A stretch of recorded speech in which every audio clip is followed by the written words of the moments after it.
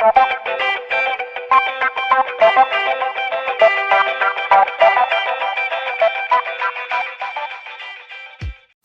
avez le schéma de désintégration du boron 80 qui peut se désintégrer par capture électronique ou bêta plus vers le niveau fondamental du sélénium 80.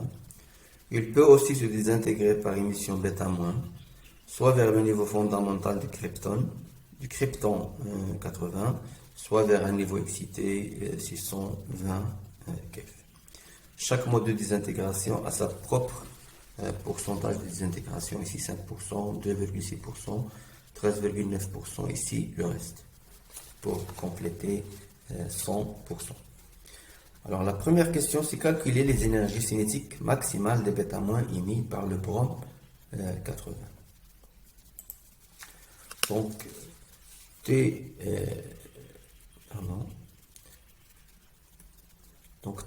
bêta- max, c'est Q bêta- étoile, c'est la masse du noyau pair, c'est la masse du boron 80 fois C carré, moins la masse du krypton 80 fois C carré, moins E étoile. Ce qui implique que T bêta- 0 max vers le niveau fondamental, j'ai appelé ça T bêta- 0, et ça c'est bêta- 1. C'est la masse du boron moins la masse du krypton. Ça c'est 2 MeV. Voilà, Q égale à Q bêta-. Donc T bêta- 0 max,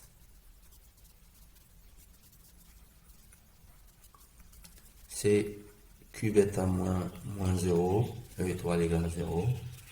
Donc c'est 2 MeV. Et T bêta- 1 max, c'est-à-dire vers le niveau excité, 620 égale à Q bêta- 2000 keV, moins l'énergie d'excitation 620 égale à 1380 keV.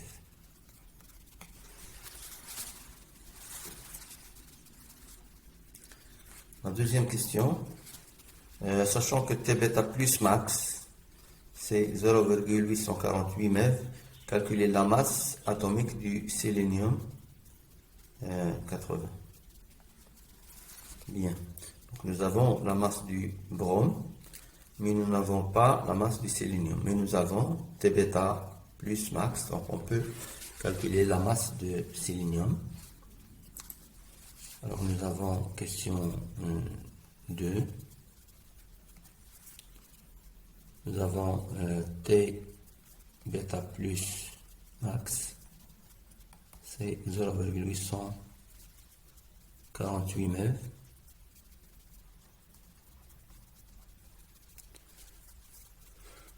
Qui est égal à la masse du pair. C'est la masse du pair, c'est la masse du boron, moins la masse du sélénium, moins 2m0 C carré, puisque l'étoile égale à 0. Donc c'est Q bêta plus étoile qui est égal à Q bêta plus, puisque E étoile égale à 0. Donc T bêta plus max égale à 0,848 MeV.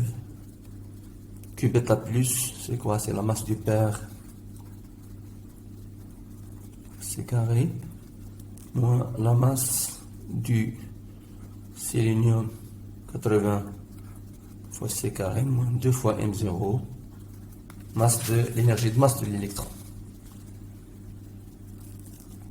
Donc la masse du sélénium, c'est la masse du boron Donc j'ai divisé par C carré, donc je divise ça aussi par C carré, ça reste la masse du brome. Donc la masse du sélénium, c'est la masse du brome, moins, donc 0,848 MeV, moins 2m0 C carré, c'est 1,022 MeV, donc moins tout, donc j'ai écrit plus, sur C. Donc ça c'est 2m0 C carré.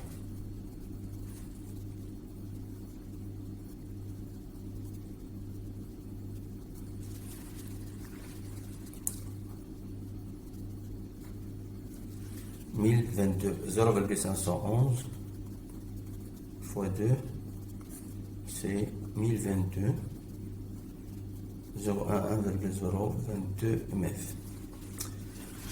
Bien, donc vous avez ici MeV par C, pardon, là c'est C carré. Donc vous avez MeV par C carré,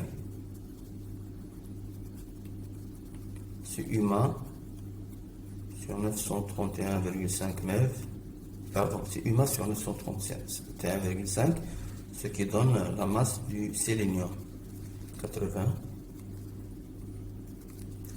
c'est 79,91, 65, 21 humains.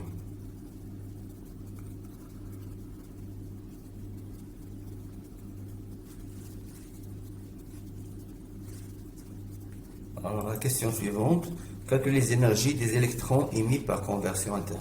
Parce que la désexcitation du krypton 80 de ce niveau vers ce niveau peut se faire soit par émission gamma, hein, soit par émission des électrons de conversion interne. Donc le krypton 80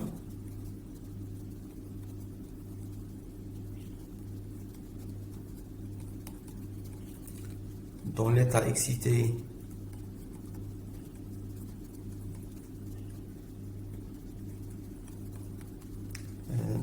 excité 620 keV se désexcite de deux manières. Se désexcite vers le niveau fondamental.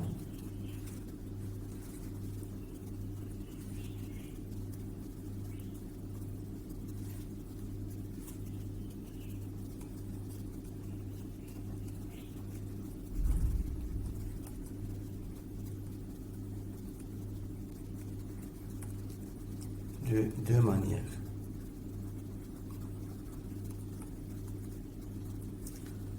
Un, par émission gamma,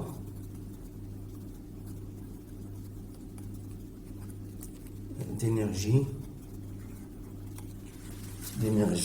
620 moins 0, voilà 620 keV.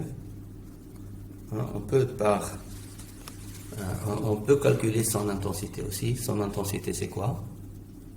I gamma. C'est lorsque le boron se désintègre vers le niveau excité, c'est 13,9%. Donc c'est 13,9%. Ou bien l'autre mode de désintégration par conversion interne. C'est-à-dire l'énergie d'excitation a été communiquée à un électron qui est émis.